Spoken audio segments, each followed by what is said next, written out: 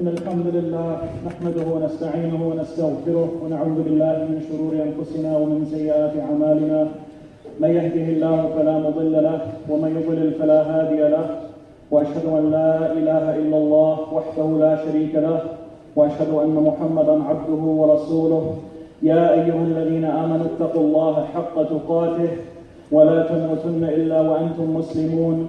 يا أيها الناس اتقوا ربكم الذي خلقكم من نفس واحدة وخلق منها زوجها وبث منهما رجالا كثيرا ونساء، واتقوا الله الذي تساءلون به والأرحام إن الله كان عليكم رقيبا. يا أيها الذين آمنوا اتقوا الله وقولوا قولا سديدا يصلح لكم أعمالكم ويغفر لكم ذنوبكم، ومن يطع الله ورسوله فقد فاز فوزا عظيما.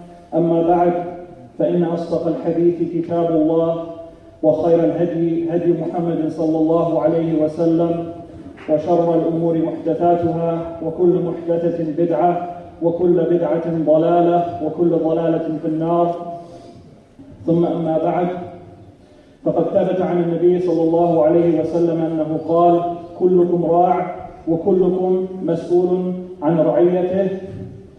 وهذا الحديث عمدة كثير من الخطباء، ودائما يركزون على مسألة المال ومسألة الطعام ومسألة الثياب ومسألة البيوت، ولكن في نفس الوقت هذا الحديث فيه دليل واضح صريح على وجوب تعليم الأبناء واللطف بهم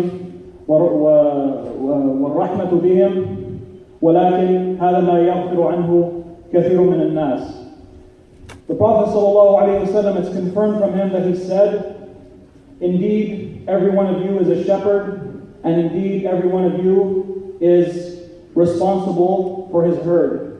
And this is a hadith that often it's a mainstay of many people who give khutbahs on Friday or give talks in general, because it has something in it that can translate to our everyday lives, because it talks about every individual. It's not something for only specific people. And likewise, it tells us something about what our responsibilities are towards our children.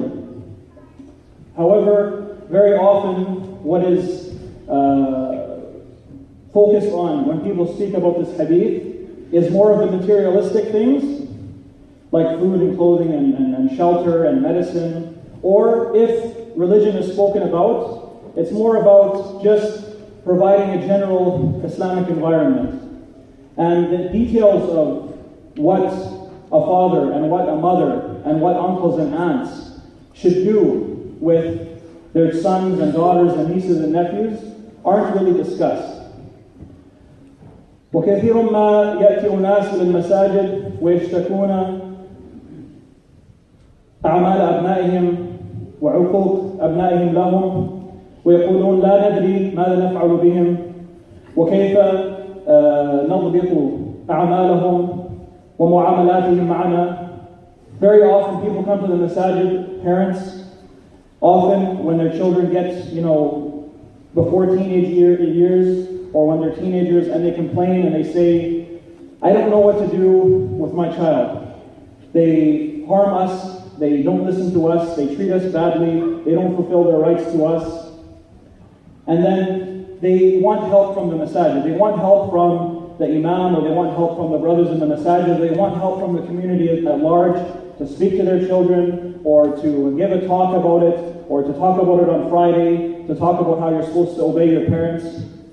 ولكن لا يوجد أحد لا يعرف وجوب طاعة الآباء. لا يوجد على مطلقا حتى عند الكفار هذا من المسلمات.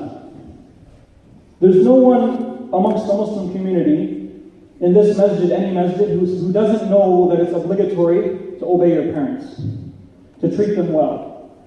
Even if you ask kuffar, should you treat your parents well or should you treat them bad?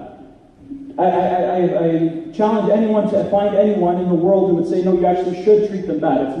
You're not supposed to treat them well. So this isn't the issue. The issue isn't, do children know the rulings in Islam about treating your parents badly? Yes, maybe sometimes a reminder will help, but that's not the issue. What people need to ask themselves, and this is for parents obviously, is in your child's mind, why should they care what you think? What is their motivation to care what you think? When they were young, did you ever care what they thought? Did you ever ask them, how was your day? Did you ever sit down with them? Did you ever show them any mercy? Did you ever show them any interest in anything that was going on in their life? The answer for the most part will be no. But then people will say, well, no. Why? Because I was busy. I was earning a living for them. I was making sure they had food. I was making sure they had clothing. And then they'll bring a hadith from the Prophet ﷺ, like it's narrated from him that he said, كَفَى بِالْمَرِي إِثْمًا أَنْ يُضِيعَ مِنْ يَقُودٍ, or in one narration, أَنْ يُضِيعَ مِنْ يَعُودٍ, that it's sufficient for a person in his sin, it's a sufficient sin for a person for him to lose or to not fulfill the rights of those who are dependent upon him. And they'll say, yes, this shows us that, we're supposed to take care of them, and obviously if they don't have school, and they don't have education, and they don't have food and clothing, then I'm sinful. But who in history has ever been forbidden entering Jannah because they're poor? Nobody. It's not a thing. We even know it's confirmed from the Prophet ﷺ that he said, أَكْثَرُ أَهْلِ الْجَنَّةِ الْفُقَرَاءِ. The majority of the people of Jannah are the poor. So what service are you doing your children when you spend 99% of your time earning a living and that's it? Yes, you'll stand on the day of judgment and say, well, he didn't go hungry, he didn't go thirsty, he wasn't naked in the streets, he didn't live on the streets, he had medicine. But what does that do when they have no deen? What does that do when it comes time for you to teach them something and they really couldn't care less what you think because you have no relationship with them? And often we'll hear people say things like, we as Muslims, we don't put up with stuff from our children. We discipline them. We keep them in line. What kind of approach is that? So the only reason your child listens to you and cares what you think is because they're scared of you. If that's the approach, they're already gone. They're already gone. Because that's not how things work. That's not how humankind works. Even adults. Think about yourself in your job. If the only motivator you had was, I don't want to get in trouble from my boss, you'd do literally the very least, and everything would be, you'd hide whatever you did, and that's all you would care about. As opposed to, if you did something good, and you received praise, and you knew, okay, my boss is proud of me, and they're going to take this information, and they're going to use it, and I'm going to have a relationship with them. Things would be out in the open. They would want to have a relationship with you. They would care what you think. So when people complain, I can't control my kid doesn't care what I think, I tell them to stop and they don't stop. Think about, what have you done for them other than sit at work 8, 9, 10, 15, 16 hours a day, working 40, 50, 60, maybe up to 80 hours a week, depending on your job? Why would your child doesn't even know who you are?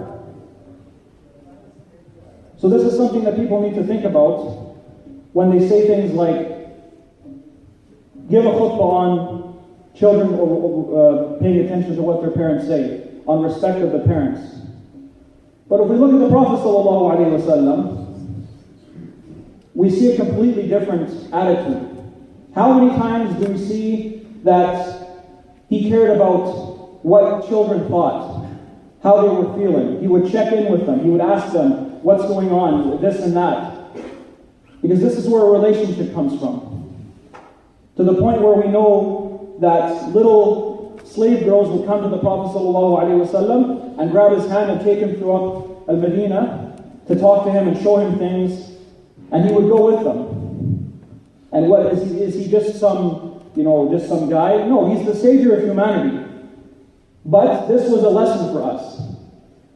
So when you can't control your children and you think, well, no, the best thing to do is throw a stick at them and then they're going to listen, that's not going to help at all. And I've heard with my own ears people say things like, if you ever did that, I'd throw a shoe at them.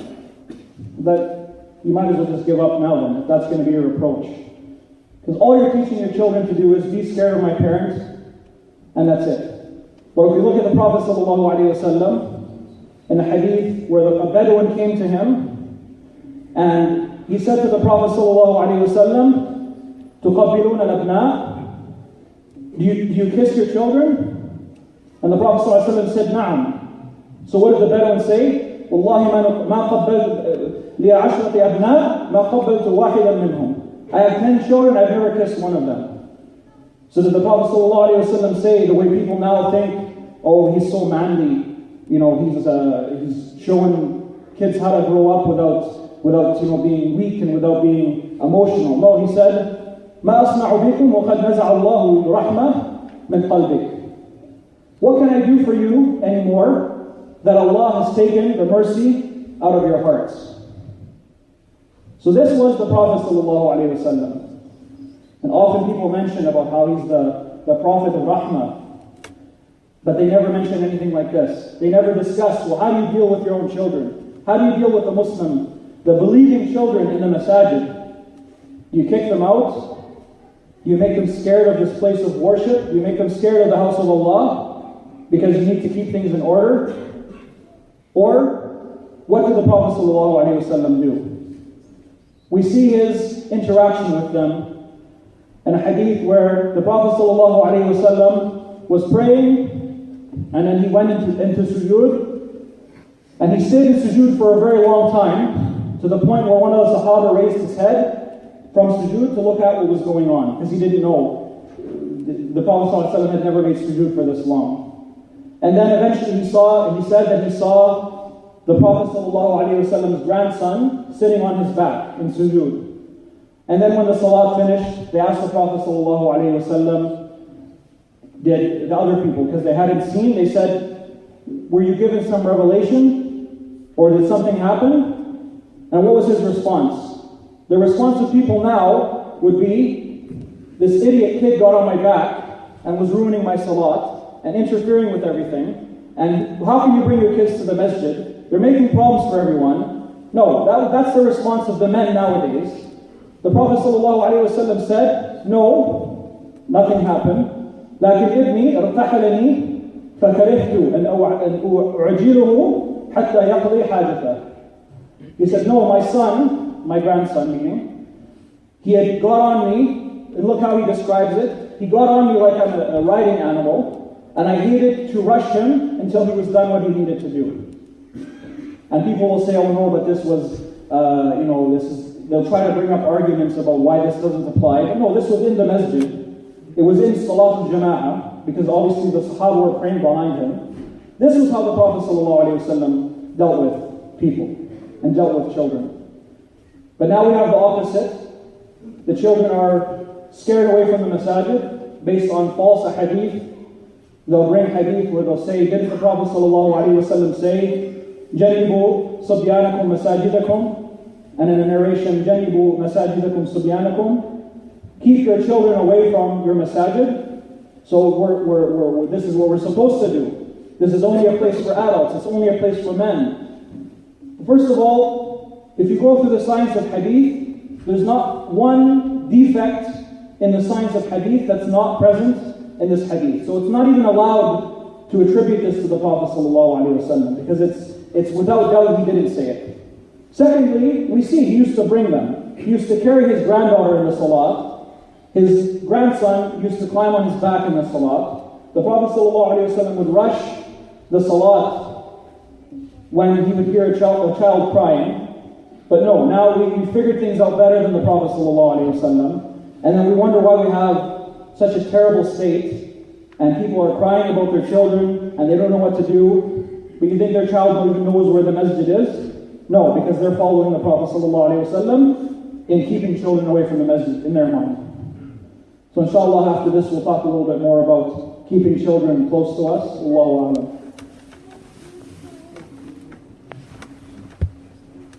Alhamdulillah Rabbil Alameen, wassalatu wassalamu ala ashraf al-anbiya wal mursaleen, Nabiyyina Muhammad wa ala alihi wa ashabihi ajma'een, amma ba'd. Another thing, if we look at the Prophet ﷺ's dealings with children, we see something that shows us how a connection with a child or a grandchild or a niece or a nephew or even a child within the Muslim community should be in general. If we see in that the Prophet ﷺ in one hadith from Abdullah ibn Abbas radiallahu anhuma, that he said that he went to the house of Maymuna, who was the aunt of Abdullah ibn Abbas, meaning to the Prophet ﷺ's house with Maymuna.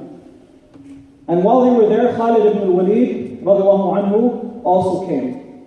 And they were sitting in a visiting manner, and some drink was given for the visitors.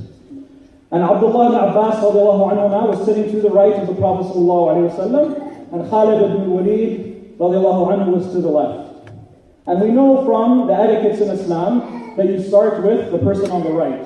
So if you're passing something around a circle, or if you're giving something to somebody, you start with the right and work your way to the left.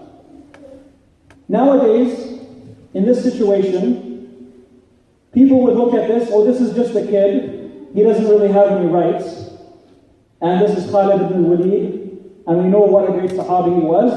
We don't want to embarrass our guests. We don't want to be, it's going to be ayib. This is the big thing, especially with people from Lebanon. Everything's ayib. Nothing's haram or halal or wajib or mustahab or makruh. Everything's ayib. It's shameful. It's shameful if we don't give this guest first. So forget about this kid. He doesn't really mean anything. He's not important. We're just going to give to our guest. So the Prophet ﷺ turned to Abdullah ibn Abbas and he said, "Ash-shurbatu lak." You're the one who gets to drink. When shi'ta athartu Khalidan alayk. But if you let me, or if you give me permission, I'll give it to Khalid first. Because if somebody has a right, you're on the right of the person. It's your right to receive it first. You have the right to give that up because it's something that's due to you. So he didn't say, well, this is just a child. Go to your room. What are you doing sitting with the men? You're embarrassing us. No, he asked his permission. This is your right to drink first. But if you give me permission, I'll give it to Khalid first. And what did Abdullah ibn Abbas say? There's different narrations, but he said, Wallahi, I won't let somebody else drink directly after you other than me. So he took his right. Imagine what would happen nowadays if you were at home and your child had a right and they took their right, something Islamically they deserve it, and in front of your guests. You probably wouldn't see that kid for a week. They wouldn't be able to go to school because you probably, hit them or did whatever you did. But the Prophet ﷺ left him because that's his right. So we see here, just look at the difference between the interactions. And this isn't just, very often I get the feeling that when people hear a khutbah, they get the feeling like, oh, it's just nice stories. Oh, mashallah, the Prophet ﷺ was very nice. No, this is the deen. If you don't follow it, you're on misguidance. It's not a nice story to tell your kids before they go to bed to make them feel nice. Or to say, oh, mashallah, we have the Prophet of Rahmah. Yes, that's true. But then what? Do we just leave it and go, oh, but we're also going to hurt our kids. We're also going to not pay attention to our kids' rights. No, this is the deen. This is where the deen came from. It's not some minor thing where you just use it as a way to make yourself feel better. So next time you're dealing with your children, ask them about their day. Don't just say, how did you get in trouble at school? Did you make sure you did your homework? Ask them, hey, anything happen at school? Anybody bothering you? Is your teacher nice with you? Any problems at school that I can help with? Where are you going to go play today? What are you going to play with your friends? Do you need me to drive you there? Ask just normal questions that you would ask another human being. First of all, this is a human being. Everyone always talks about humanity in Islam and human rights in Islam. But then somehow that goes out the window when it comes to our own kids, who are Muslim first of all, so they have more rights than anybody. And their children, they don't know better. They're only looking up to us for guidance. So treat them in a way that when they grow up, they're going to remember. Maybe we didn't have money all the time, but my father always had time for me. He always thought about my feelings, as opposed to the opposite. My father never had time for me, but alhamdulillah, if I needed $100, $200, $300, $400 for jeans, he could give it to me at every time. What's that going to do? He's never going to care what you think. And bring your children to the Masjid. If you see children in the Masjid, please have mercy on them. Don't scare them away. Don't make the father feel bad for trying to bring his child to the deen and teach him. And then 15 years down the road, we're going to have more problems, people coming to the masjid saying, I don't know what to do with my child. Well, remember 15 years ago when the same masjid was scaring your children away? Now you're reaping what they sowed.